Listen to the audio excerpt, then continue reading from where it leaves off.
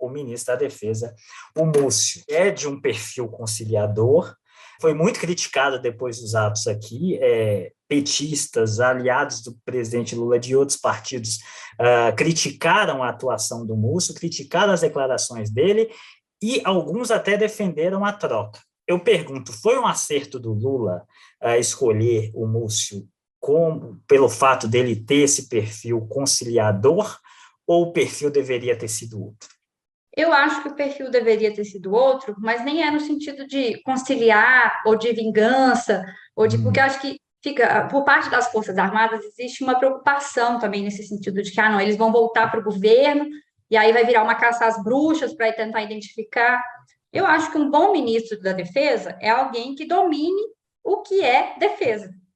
Então, assim, o Múcio passa longe dessa discussão, né? Ele era o ministro do Tribunal de Contas, assim, ele vai discutir corrupção, economia, a discussão de defesa nacional, de geopolítica. Então, o debate mesmo sobre Forças Armadas é um detalhe dentro da discussão mais geral sobre uma política de defesa. Então, assim, eu identifico que um bom perfil para essa área, é óbvio, alguém também tenha trânsito político, mas que seja gente que tenha acúmulo sobre a pauta de defesa, preferencialmente, claro, um civil. Essa foi uma sinalização que o Lula fez durante a campanha, né, que ia nomear um civil. Eu acho que seria melhor se fosse alguém da área de defesa, porque aí a relação, o cálculo a se fazer não é no sentido de, eu preciso mediar, ou eu preciso conciliar, retomar ponte com as Forças Armadas, ou qualquer coisa assim.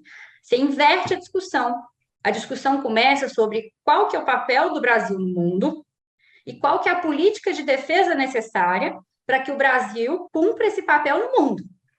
Os militares são subordinados à definição dessa política de defesa. Olha, eu preciso de militar para fazer isso.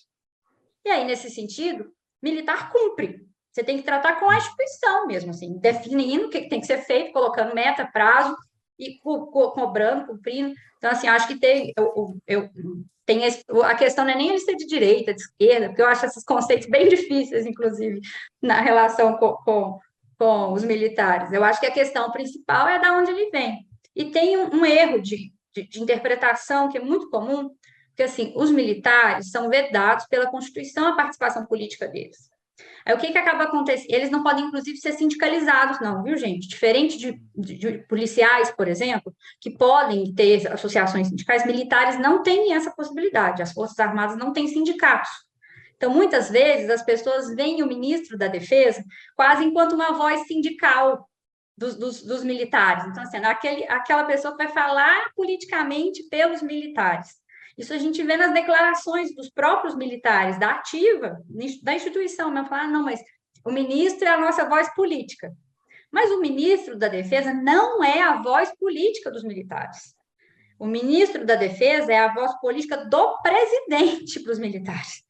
O laço de confiança do ministro da Defesa tem que ser com o presidente, não é com os militares. Então, o caminho é invertido.